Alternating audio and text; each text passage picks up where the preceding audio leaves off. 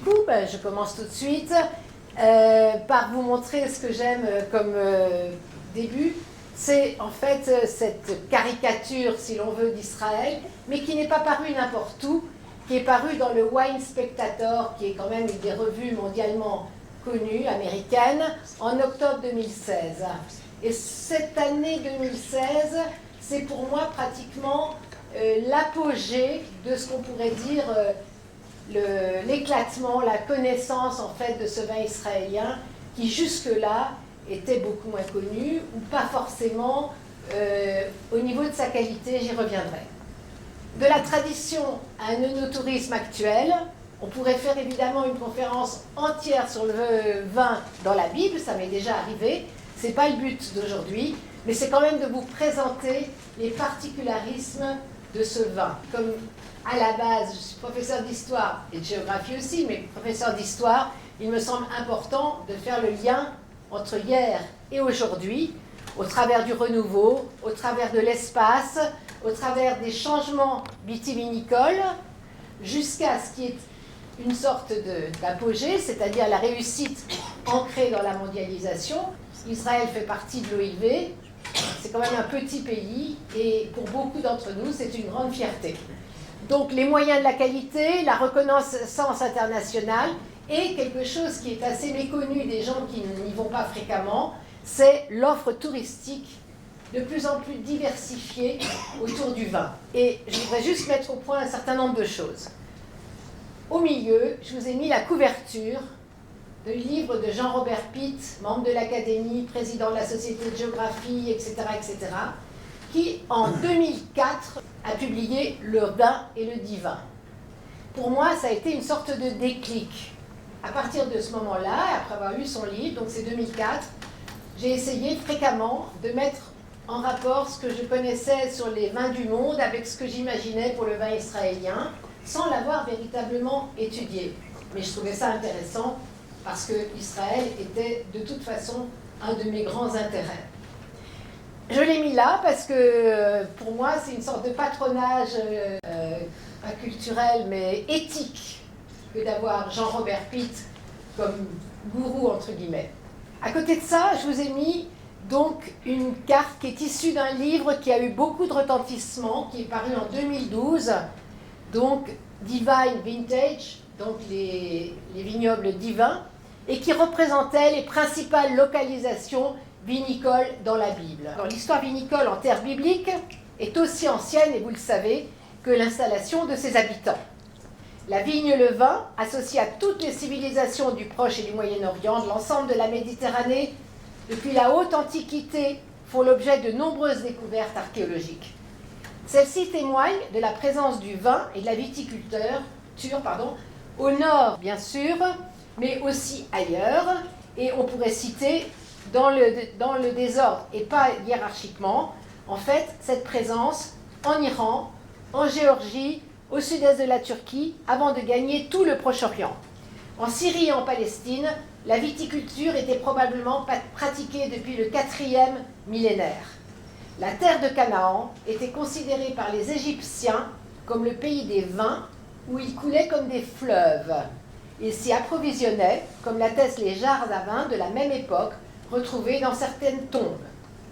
La région où se situe Israël aujourd'hui, dont l'histoire est marquée par la symbolique du vin dès l'Ancien Testament, est devenue en quelques années, comme l'a dit Monique, une terre de viticulture en pleine expansion, et les vignobles s'étirent sur l'ensemble du territoire, du nord en fait au sud.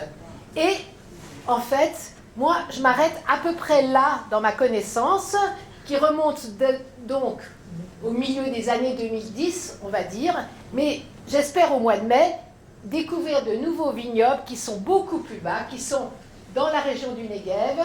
Vous avez peut-être entendu parler de Mitzpe-Ramon, où il y a un cratère célèbre au niveau touristique.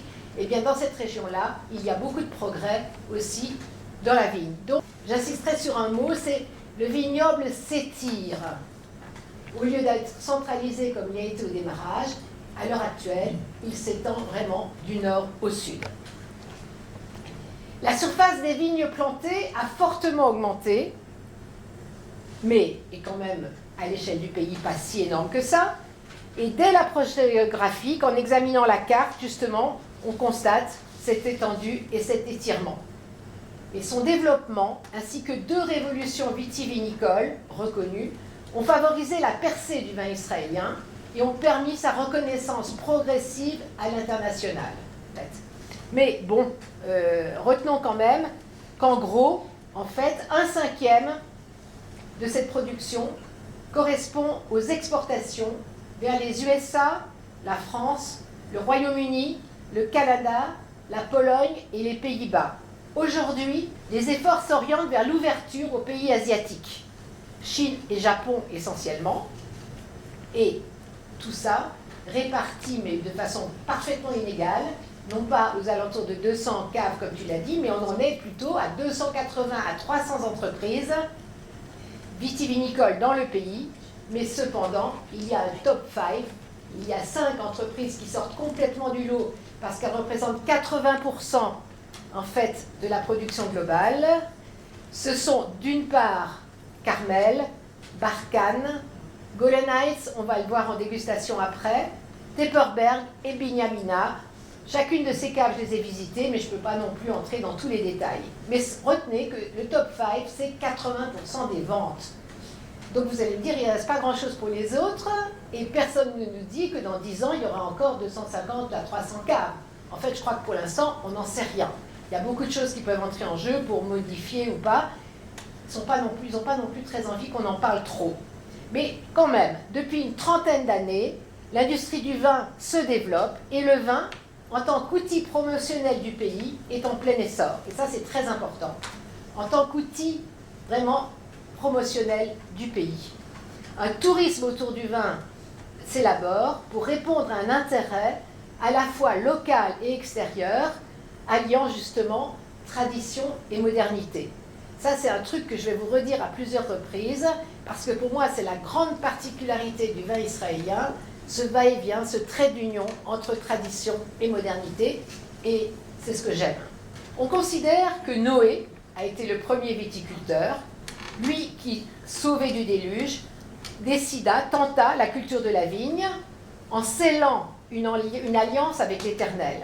On raconte qu'il avait même emmené dans l'arche, la fameuse arche de Noé, des cèpes de vigne au même titre que les fameux animaux dont on entend toujours parler. Il fut aussi, précise la Bible, la première personne à s'enivrer, alors que le vin voyageait dans l'ensemble du Moyen-Orient et du monde méditerranéen. Le récit biblique relate qu'Israël, la terre promise des Hébreux, pour reprendre le terme de la Bible, était couvert de figues et de vignes, produisant du vin en si grande quantité qu'il y en avait davantage que de l'eau. Dans les textes bibliques, on retrouve de multiples acteurs du monde de la vigne et du vin. Joseph, fils du patriarche Jacob, fut le premier échanson, le premier sommelier du pharaon. Il déchiffra entre autres un songe où ce dernier avait eu la vision d'un cep de vigne. On découvre beaucoup d'autres choses. On découvre l'histoire de la vigne de Naboth dans le premier livre des rois, pour ceux qui aiment les précisions, qui refusa de vendre au roi Achab, roi d'Israël du 9e siècle avant notre ère. Il refusa de lui vendre sa vigne située près du palais de ce prince. Le prophète Néhémie, échanson du roi Artaxerxès, poste honorifique à la cour perse. La Bible précise également que les rois d'Israël possédaient tous de grands vignobles, et David, le roi David, avait même à son service 2 employés spécifiques, dont l'un était spécialiste du travail dans les vignes et l'autre de la gestion des caves. C'est dans le livre des Nombres que l'on trouve le récit le plus fondateur, celui de ceux qu'on appelle en général les explorateurs, mais si on traduit spécifiquement, c'est plutôt les espions. Vous savez, ces fameux espions que Moïse a envoyés en terre promise parce que Dieu lui avait refusé l'accès à la terre promise parce qu'il avait désobéi. Donc il a conduit les enfants d'Israël pendant 40 ans dans le désert, mais il n'est pas entré dans le pays. Il a donc envoyé 2 espions, c'est la vraie traduction, et ils revinrent, et ça vous le savez, vous la verrez un peu plus loin, avec une grappe de raisin si lourde qu'installée sur une perche, elle devait être portée par 2 hommes, en l'occurrence Josué et Caleb, et c'est comme ça qu'il a en fait défini Israël étant la terre en fait où coulait, vous le savez, le lait et le miel. En fait, à partir de là, on a commencé à parler du vin. Le vin représentait à l'époque, j'utilise l'imparfait, la première économie du pays, car à cette époque, la population buvait beaucoup et on a parlé d'une sorte d'âge d'or du vin dans la région. Il avait tant d'importance que ceux qui se consacraient à sa culture étaient exempts de service militaire, même en cas d'alerte. Dans l'histoire de Jésus, beaucoup le savent peut-être mieux, qui se déroule partiellement en Galilée, mieux que moi je voulais dire, on l'assimile presque à un viticulteur, je parle de Jésus, lorsqu'à Cana, il changea l'eau en vin, évangile de Saint Jean, et rappelons que la vigne et le vin sont omniprésents dans les 4 évangiles. 2000 ans plus tard, la Galilée est devenue l'une des régions vinicoles les plus réputées d'Israël, et justement, un véritable trait d'union, c'est la première fois que je vous en parle, entre la Bible et la géographie. Le vin a une importance tout à fait capitale dans la tradition biblique et dans sa transmission. Alors, ce qu'il faut savoir, c'est qu'en Israël, certains juifs pratiquants, très pratiquants, ne boivent du vin qu'à des fins religieuses. Alors, soit le vendredi soir et le samedi pour le Shabbat, au moment de la sanctification du vin, si vous savez, ça s'appelle le kiddush, et pour les fêtes. Alors là, on est vraiment dedans, parce que les 2 fêtes juives, non, il y a 3 fêtes, mais 2 fêtes juives où l'on boit le plus, c'est une fête qui a eu lieu il y a 15 jours, qui s'appelle Purim, pour ceux qui connaissent, et dans 15 jours, nous avons Pessah, qui est en fait le récit de la sortie d'Égypte, où même dans le texte, au courant de la soirée qui est très longue, puisqu'en fait on raconte toute la sortie d'Égypte dans un manuel spécifique, il faut boire absolument 4 coupes de vin. Rassurez-vous, pour les enfants, c'est du jus de raisin. C'est notre table familiale du kiddush, donc c'est un vendredi soir habituel. Depuis que je m'intéresse au vin d'Israël, c'est forcément avec un vin kasher israélien. Avant, ça pouvait être un vin bordelais ou autre. C'est la cave de Castel, qui pour moi est celui dont je suis le plus proche, mais c'est aussi le seul francophone de ceux que je connais vraiment. Le verre du kiddush, dans lequel on verse le vin et qu'on se passe de personne en personne. Et le napperon, qui est le napperon de ma famille, sous lequel il y a le pain, en fait, que l'on partage. C'est exactement comme pour la religion chrétienne, c'est le même principe. Et là, alors là, je suis à peu près sûre que peu de gens connaissent, c'est la table du Seder, la table de Pessah. Alors, je vous ai parlé d'un récit, et bien là, en fait, c'est cette Agada, parce que c'est ça le terme récit, c'est celle de mon mari qui, depuis l'âge de 12 ans, tous les ans, raconte de A à Z en hébreu la sortie d'Égypte, avec le livre que son grand-père lui avait donné pour qu'il apprenne à 12 ans à faire la soirée. Ce que toutes les familles mettent, c'est les différents symboles que l'on retrouve dans le récit et dont on parle progressivement au moment de la lecture, et les 3 pains azim cachés que l'on découvre au fur et à mesure de la soirée. Donc, en fait, cette table, ces 2 tables que je vous ai montrées, c'est vraiment le vin et le divin, et c'est, pour notre sujet, le pic de consommation. Lors du Nouvel An juif, pour beaucoup, vous devez savoir que c'est Rosh Hashanah, c'est en général en septembre, cette année ça sera en octobre. Purim, dont je vous ai parlé, où il y a quand même une particularité, c'est qu'à Purim, il est dit dans le texte qu'il faut s'enivrer véritablement. Alors ça, je peux vous dire que les juifs pratiquants, ils n'ont pas l'habitude, mais ce soir-là, ils s'en donnent à cœur joie, parce qu'en fait, c'est une sorte d'exorcisme. Vous avez le droit de dire ce que vous voulez à qui vous voulez, mais une fois la fête finie, c'est fini. Donc ça sort une bonne fois pour toutes. Et de toute façon, les habitudes de consommation dépendent des coutumes familiales. Certains considèrent que les vins rouges sont davantage appropriés, d'autres utilisent des blancs, mais, et c'est très important pour notre sujet, quel que soit l'endroit dans le monde où se déroule ce Seder, ce programme de la sortie d'Égypte raconté, les vins choisis sont de plus en plus israéliens. C'est une manière de marquer son attachement au pays, la Terre Sainte, la Terre Sainte étant le but ultime du récit expliqué chaque année. Il est dit dans le récit, l'année prochaine, à Jérusalem. Ainsi, ces 4 coupes à boire obligatoirement représentent de nouveau un trait d'union entre les juifs du monde entier, qu'ils soient religieux, traditionnels, laïcs, puisque même les plus éloignés de la pratique dérogent peu à l'habitude de ce vin israélien. Ça a été fédérateur. Dans mon enfance, c'était pas avec des vins israéliens. Bon, ça se passait bien aussi. Mais par rapport à mon sujet, ça m'arrange de vous le signaler. Je pensais qu'un vin fait en Israël était automatiquement un vin kasher. Alors je vais aller très vite. L'ensemble de ce qui est kasher s'appelle la kashrut. C'est donc les obligations alimentaires, les impératifs alimentaires liés à la religion juive. Ils sont nombreux. Il faut savoir que pour le vin, ils sont encore plus stricts, peut-être, que pour l'alimentation. Alors, très important, c'est pas parce qu'on fait un vin en Israël qu'il est kasher. L'entreprise, elle devient kasher ou elle commence kasher, mais avec des impératifs très stricts.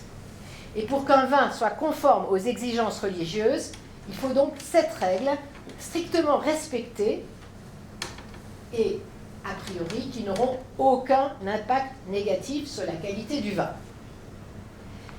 Donc, vous voyez, les grappes destinées à nouveaux vins ne peuvent être utilisées avant d'avoir atteint la 4e année de la vigne.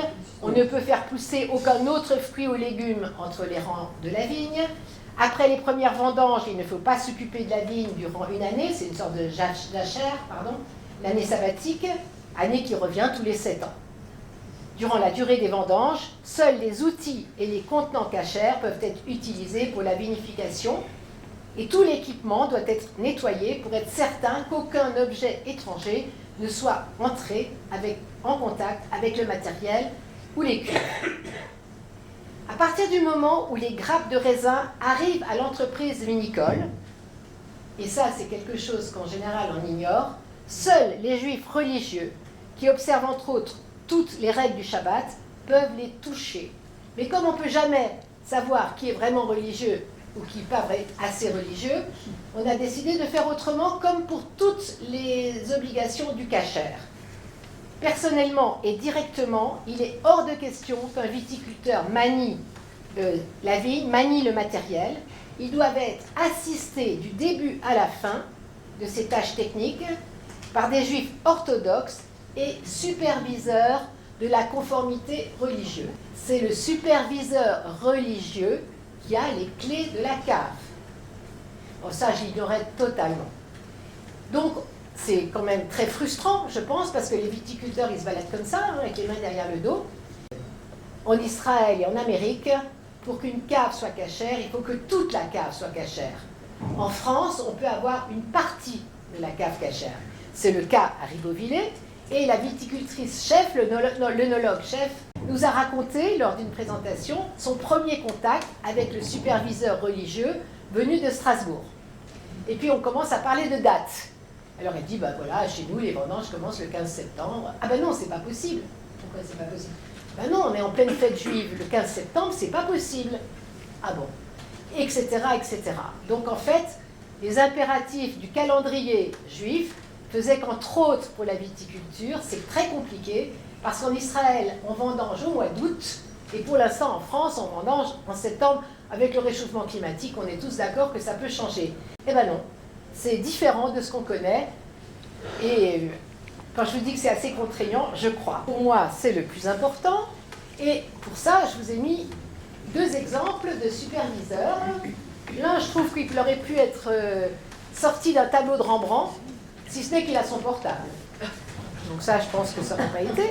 Enfin, quand même, il semble vraiment juif religieux traditionnel. Et l'autre, vous l'avez en t-shirt, etc. Avec quand même les fils qui sortent en fait de son châle de prière qu'il porte sur lui. C'est pas un châle, c'est une sorte de chasuble de prière que les très religieux ont sous leurs vêtements, mais dont ils doivent laisser passer les fils. Donc vous voyez 2 exemples différents. Et puis, au-dessus, en Charente-Maritime, à Jonzac, et qui est spécialiste, en fait, de tonneaux pour la cave des fameuses Golden Heights Winery qu'on reverra. Bon, on le voit parce qu'en fait, il y a le cas de Kasher, entre autres. En fait, c'est une abréviation parce que c'est Kasher le Pessah. Pessah, c'est la fête de Pâques. Je pense que beaucoup d'entre vous ont déjà mangé du pain azime et savent peut-être que pendant les 8 jours de Pâques juives, les Juifs ne consomment pas de farine, pas de produits levés, etc., etc. Il semblerait que dans la colle habituelle, il y a un composant qui ressemble soit à la farine, soit je ne sais pas exactement à quoi, mais qui fait que ces tonneaux, le tonneau traditionnel français, ne pouvait pas être cachère pour la fête de Pâques. Or, si on définit un tonneau cachère, il doit l'être pour cachère le Pessah pour Pâques. Lorsque c'est en fait un producteur de tonneaux, il y en a pas mal qui travaillent avec Israël. Cet exemple, je l'ai pris parce que vous allez revoir à plusieurs moments cette fiole d'huile, qui est le symbole des Golden Ice Winery. Et puis, je vous ai montré là, en fait, un peu en gros plan, ce qu'on trouve derrière une bouteille de vin cachère. Donc, les différents labels qui prouvent la cacheroute, donc l'ensemble du processus. Ces labels existent toujours si le vin est cachère, mais sur la bouteille, c'est de plus en plus petit. Ils sont là, de plus en plus petits. Parce que l'idée des viticulteurs, c'est de faire, certes, du vin cachère, mais avant tout, du bon vin. Et là, on sort de ce qui existait dans le temps, où c'était un vin sirupeux, qui ressemblait à un vin de messe, en fait. Très important, cette histoire de cave entièrement dédiée au vin cachère ou pas. Parce que ça veut dire aussi qu'en Israël, vous avez des caves qui ne sont pas cachères, qui n'ont pas voulu, en fait, faire le processus de la cacheroute. Parce que, alors on va être pragmatique, ça coûte cher. D'avoir un superviseur religieux à demeure, ça coûte cher. C'est très frustrant pour le viticulteur. C'est pas forcément obligatoire pour tous ceux qui achètent du vin, sauf que dans les hôtels en Israël, il n'y a que du vin cachère. Mais, ça c'est vraiment de l'empirisme vérifié, il y a quand même une proportion importante de vins israéliens qui n'ont pas ce processus, qui ne font pas semblant. C'est des vins israéliens qui ne sont pas cachères, et selon où ils sont vendus, ils se vendent très bien. Oui, enfin, j'avais été voir plusieurs commerces à Tel Aviv, où on me montrait, à Jérusalem au démarrage beaucoup moins, mais maintenant, au Festival du vin de Jérusalem, vous avez plus de 30% de vins pas cachères. Et si c'est à Jérusalem, ça veut dire qu'ailleurs, il y en a encore beaucoup plus. Et peut-être que certains d'entre vous ont eu l'expérience de la très belle cave de l'aéroport Ben Gurion, où il est très difficile de savoir si le vin israélien qu'on a en main est un vin cachère ou pas. Alors si on demande, ils vous le disent. Par contre, beaucoup plus de gens connaissent l'histoire, en partie, de ce vin israélien, en tout cas l'histoire d'hier. Lorsque je vais évoquer Rothschild, je pense qu'à beaucoup ça va dire quelque chose. Puisqu'en fait, le début du renouveau, la véritable histoire vitinicole du pays, a démarré à la toute fin du XIXe siècle grâce au baron Edmond de Rothschild, philanthrope juif français, propriétaire de Château Lafite à Bordeaux, et qui était persuadé qu'il fallait absolument reprendre en Terre Sainte la culture de la vigne dans la région.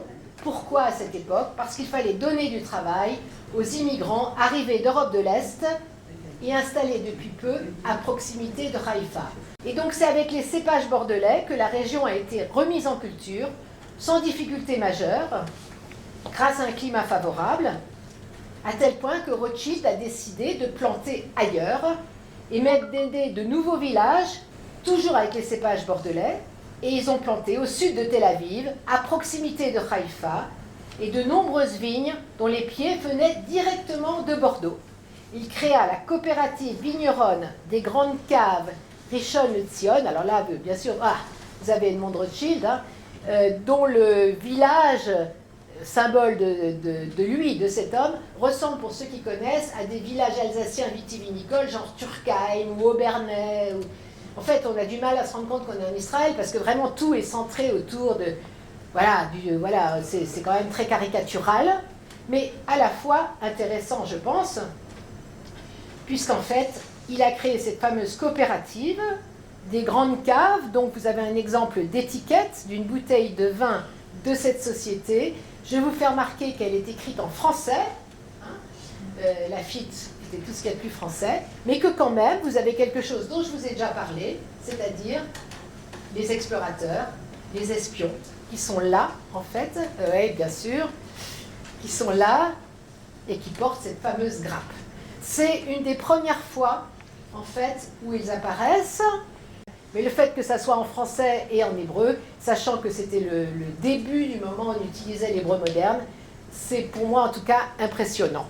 Cette coopérative de viticulteurs qui sont devenus locataires, mais l'épidémie de phylloxéra qui s'est répandue en Europe a fini par atteindre le pays, je vous ai rappelé que les pieds étaient bordelais, et a touché gravement les vignes existantes.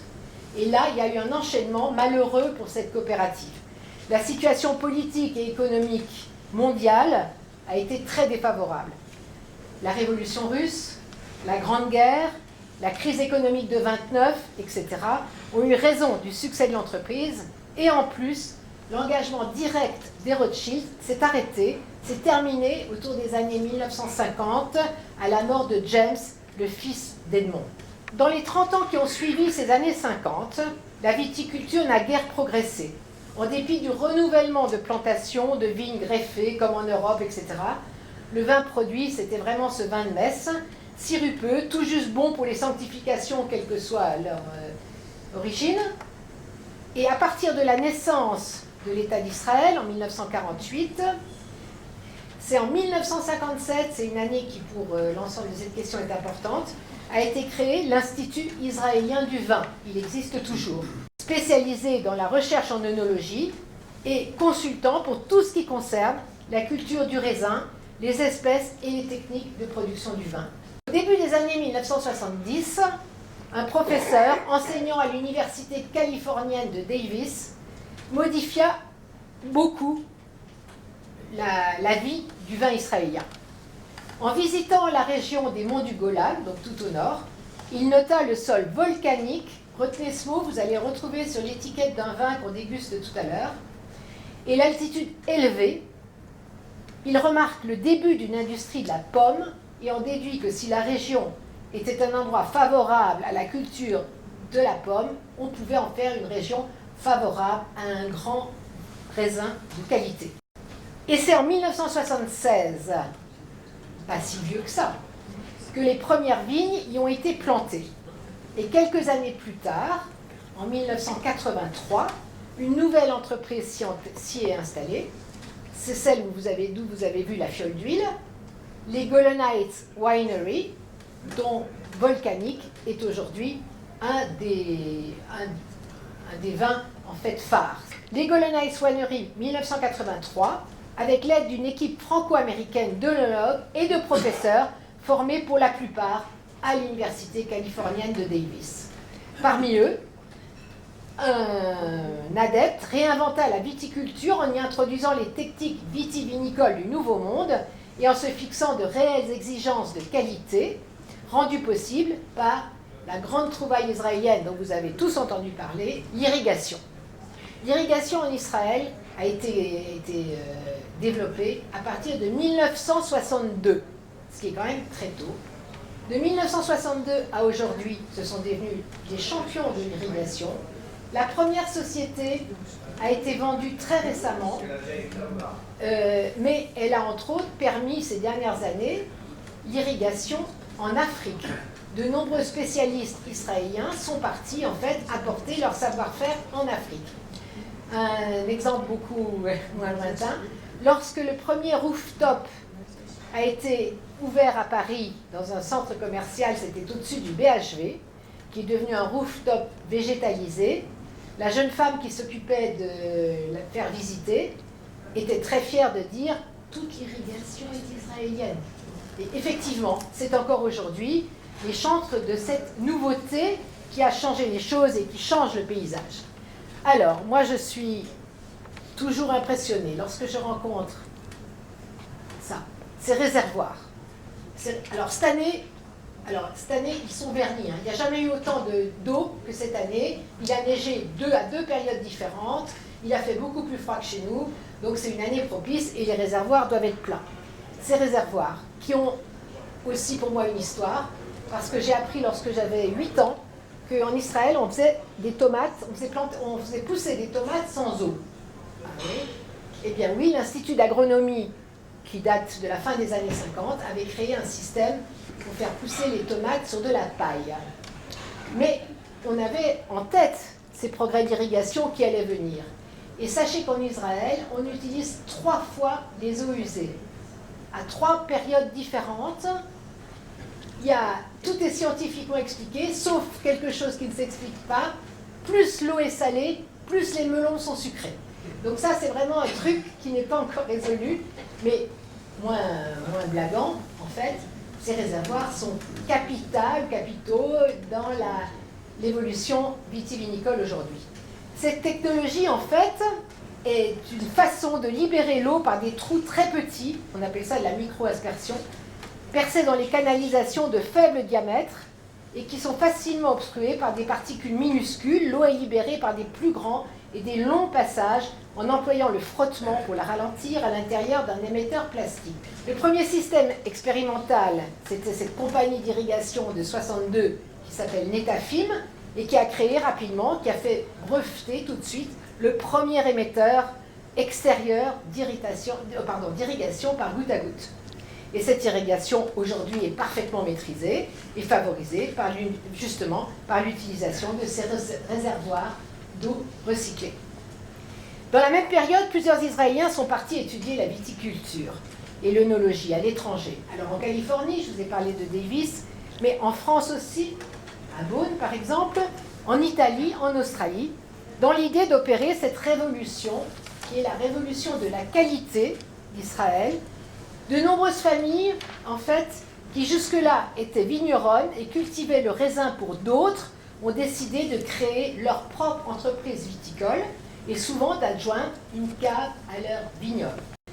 Beaucoup de ces caves, qui ont des traits très modernes, sont quand même multigénérationnelles et je dirais que j'ai plusieurs exemples, en fait, de pères qui ont mis leurs enfants à l'étrier, filles et garçons d'ailleurs, après nous avoir envoyés faire des études ailleurs. Ils sont revenus avec le savoir-faire.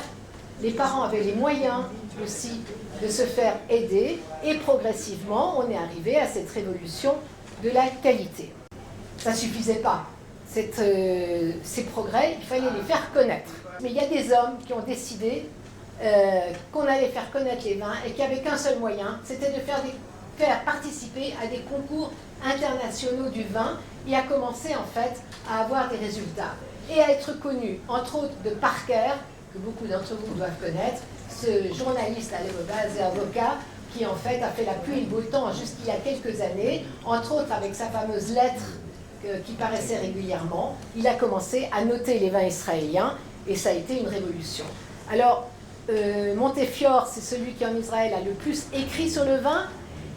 Le domaine du Castel, je vous en ai déjà parlé, c'est donc mon chouchou, un jeune œnologue qui a eu finalement je ne sais plus comment ça s'appelle, le master du vin de Londres, qui s'appelle Ido Levinson, etc., etc. Et ça, c'est en fait assez mouvant parce que les réussites au concours sont variées. Je vous rappelle que je vous ai dit qu'il y avait pratiquement 300 caves aujourd'hui. Et Israël, vous le savez sans doute, est surnommé par beaucoup la nation des startups, Startup Nation. À l'origine, c'est pas venu n'importe comment. C'est venu d'un ouvrage passionnant qui date de 2009, mais qui est toujours d'actualité et qui s'appelle justement La Nation Startup, de 2 économistes qui ont conté l'histoire d'Israël et qui ont parlé de ce miracle.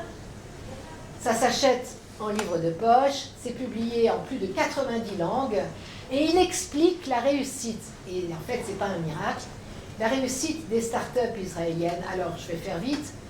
Les Israéliens qui font du vin sont des Israéliens qui ont fait leur service militaire, qui vivent en Israël, je n'ai pas besoin de vous faire un détail de ce qui se passe à l'heure actuelle, qui savent que la vie, on ne l'a pas forcément pour toujours, et qui décident d'aller vite.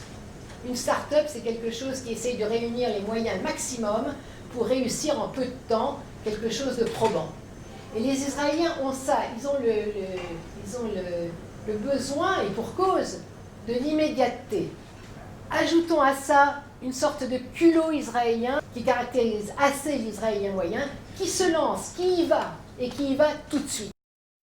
Alors, entreprises actuelles et leur reconnaissance à l'international, vous avez des caves qui ont des caveaux, ça pourrait être en Alsace, hein, des choses tout à fait basiques on dirait, mais qui quand même mettent en avant la fierté de leur réussite internationale. Vous avez des caves énormes, comme la fameuse Golden Heights. Vous avez des gens qui travaillent sur art et vin au travers des étiquettes. Tout ça dans l'idée de faire connaître et de faire que le vin soit reconnu. Alors des caves, il y en a de tous les genres. Il y a là j'ai vraiment un exemple de Barkhane, c'est vraiment un temple du vin, on pourrait dire. Ça n'a rien à voir avec ce que je vous ai montré tout à l'heure, avec une architecture intérieure très moderne. Vous avez ça c'est en fait le caveau d'achat, la boutique des Golden Heights Winery.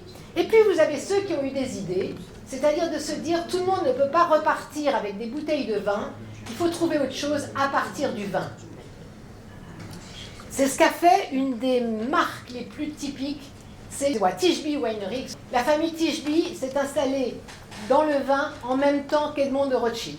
Donc c'est les arrière-grands-parents de celui qui est à la tête de l'entreprise aujourd'hui et qui, avec sa sœur, a décidé de faire autre chose avec le vin. Et moi, je voulais absolument aller visiter cette cave. Et mon guide m'a dit, mais qu'est-ce que tu veux y faire? Le vin n'est pas terrible. Non. Sur Internet, j'ai vu Valrhona et Tishby. Et ça m'intrigue. Ah bon? Oui, j'ai envie de voir, en fait, chocolat et vin. Puis on est arrivé. Moi, je pensais qu'on allait voir un coin avec du chocolat à Valrhona. Non, non, pas du tout. On a vu à peu près un salon comme les Nespresso aujourd'hui, comme les boutiques Nespresso. Incroyablement moderne. Et après, j'ai appris que Tishby organisait des séries de cours pour tous les pâtissiers israéliens qui voulaient apprendre le chocolat. Ça fonctionne, mais maintenant, en fait, il y a beaucoup de gens qui connaissent le chocolat par autre chose, donc ils ont continué. Ils ont créé un restaurant, une boulangerie, avec des plats et des desserts, accords, produits et vins.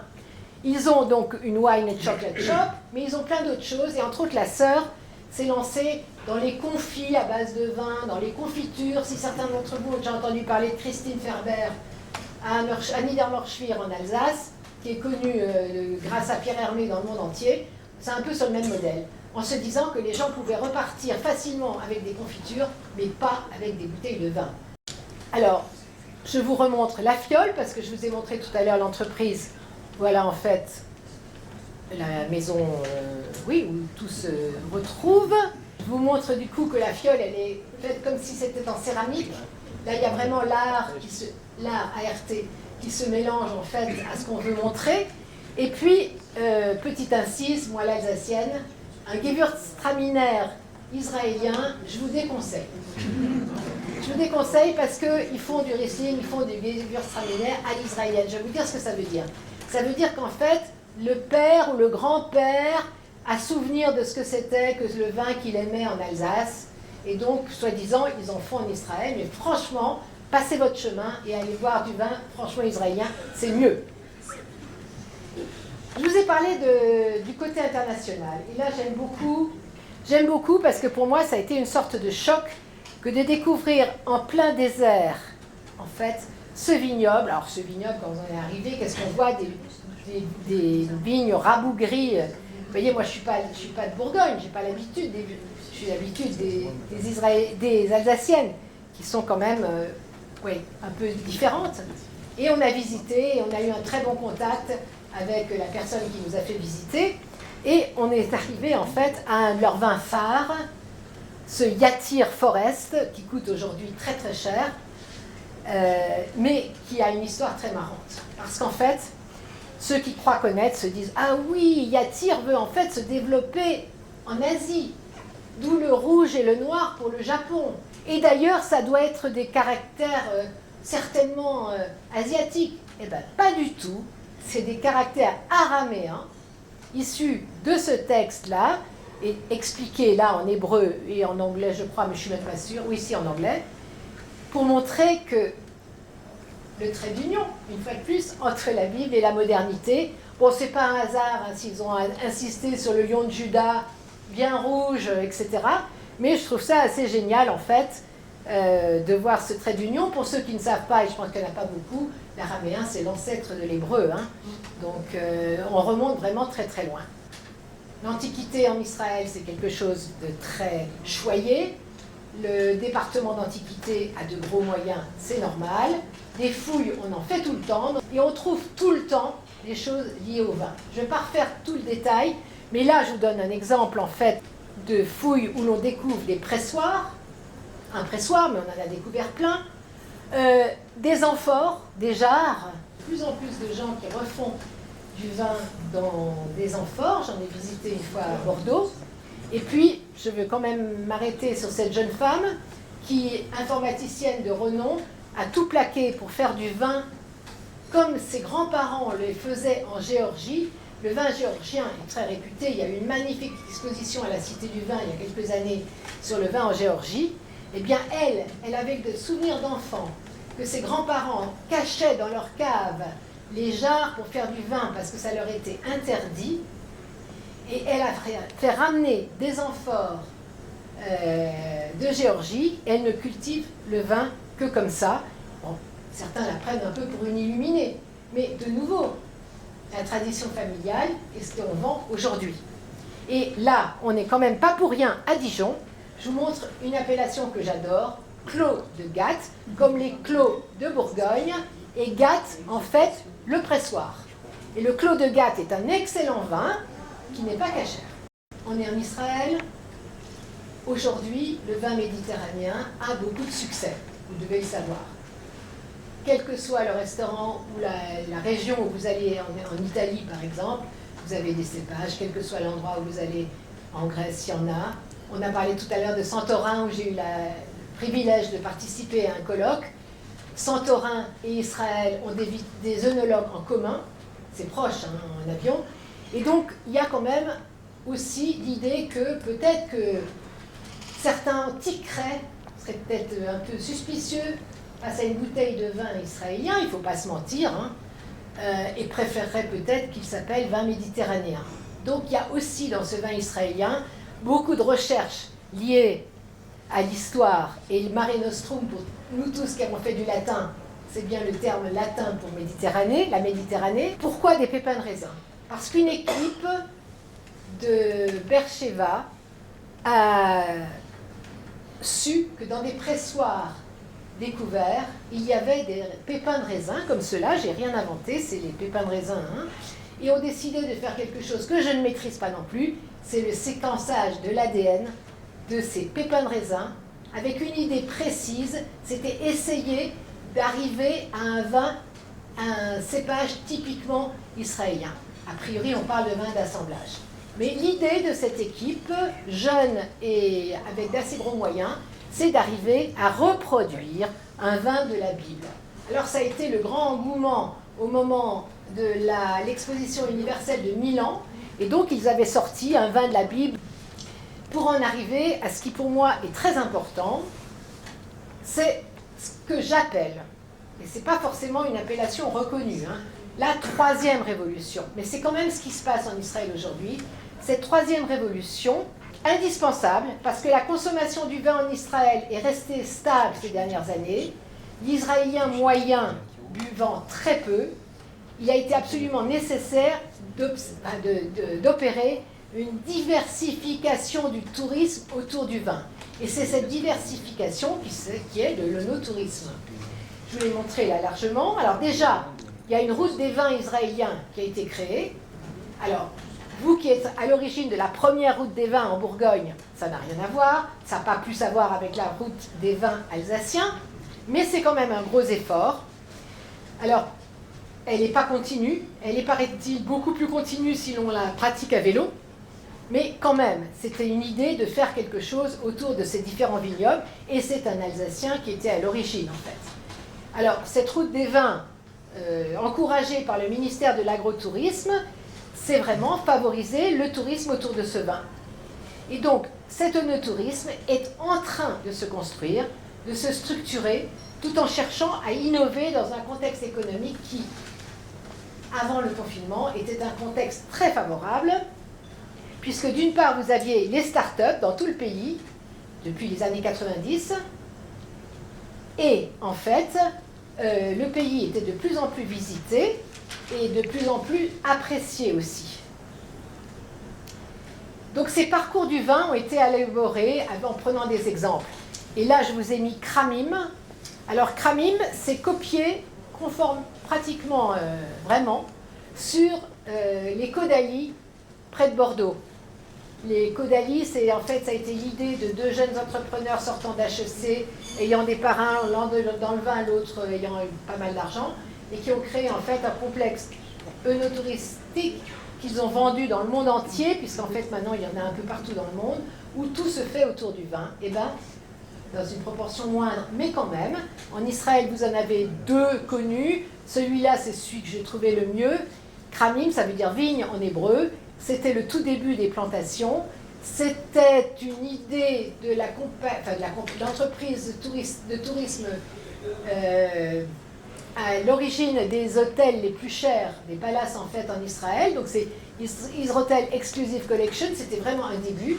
Mais ce que Caudalie n'a pas et qu'Israël a, c'est des versets tels que je vous ai mis tout d'abord, Noé, vous avez vu au début, ou d'autres qui apparaissent même sur le desk de l'hôtel. Ça, c'est quand même quelque chose qui n'est, à mon avis, possible en Israël. Et on est de nouveau dans notre trait d'union entre les versets de la Bible et la modernité la plus actuelle. On a parlé des espions, on a parlé des explorateurs. Eh bien, j'ai quelques exemples là. Celui-là, la grappe du Val d'Eshcol, qui est au musée de Condé à Chantilly, pas très loin, qui est sorti en fait du livre de Monsieur Pitt. Je lui avais demandé l'autorisation pour en parler. Ça, c'est très traditionnel, vous connaissez. Ça, c'est une copine à moi qui a absolument voulu que je mette son carreau de cuisine pour... Bon, j'ai pas voulu lui faire de peine, je l'ai mis. Mais pour nous, le plus important, c'est ça. Donc le logo du ministère du Tourisme, où que vous soyez en Israël, et dès que vous sortez de l'avion, vous avez stylisé les explorateurs, et d'ailleurs je le trouve très réussi, les explorateurs, le logo du ministère du Tourisme. Je crois que ça termine assez bien en fait mon propos, mais je ne peux pas finir sans vous dire, pour ceux qui ne savent pas, mais les autres seront contents de savoir que dès qu'on boit un verre de vin, mais là je ne peux pas, on trinque et on dit le Chaim à la vie, parce que la vie c'est toujours ce qu'il y a de plus important, et qu'en fait c'est le souvenir en fait du temps où il fallait se battre en tant que juif pour pouvoir boire sans être empoisonné. C'est la raison pour laquelle les juifs religieux ne boivent théoriquement qu'en présence de juifs et pas forcément en milieu ouvert. Bon, on ne va pas terminer sur des choses tristes. Le Chaim, je vais l'adresser d'abord à vous tous qui avez la gentillesse de m'écouter. Je voudrais remercier beaucoup l'OIV, parce que d'accord, vous m'avez mis la pression en venant en tant qu'OIV, mais je suis quand même assez fière, il faut le reconnaître. J'étais hyper contente d'avoir vu le logo, mais je ne pensais pas que vous seriez là. Je regrette beaucoup, et je veux la nommer, l'absence de Jocelyne Perrard, responsable de la chaire UNESCO des vins de Bourgogne, qui à l'issue de deux conférences que j'ai données, une catastrophique au Brésil parce que je crevais de trouille, une, paraît-il bien, au Clos Vougeot, m'a agrégée à la chaire UNESCO. Et elle n'était pas toute seule, elle aurait été là, j'aurais assisté, donc je le dis. Elle avait une compagne qui l'aidait dans ce travail, une dame pleine de classe qui est décédée il y a déjà quelques années, mais je veux la citer, c'est Marie-Vonne Perrault. Et en fait, c'était une ancienne professeure d'Hippocagne, et c'était vraiment quelqu'un avec qui j'avais un feeling particulier, et Jocelyne était toujours d'accord. Et c'est comme ça que, au lieu d'être une grand-mère de 60 et quelques années, j'ai pu continuer à faire du travail universitaire.